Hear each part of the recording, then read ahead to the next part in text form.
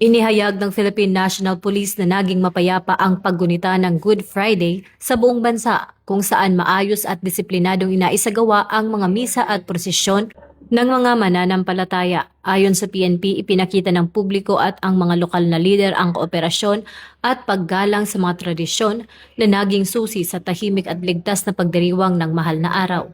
Nag-deploy ang PNP ng sapat na bilang ng mga tauhan sa mga pangunahing lugar upang tiyakin ang seguridad at tumulong sa mga biyahero. Sa Quiapo, matagumpay na naidaos ang prosesyon ng itim na Nazareno na dinaluhan ng mahigit sa 250,000 deboto.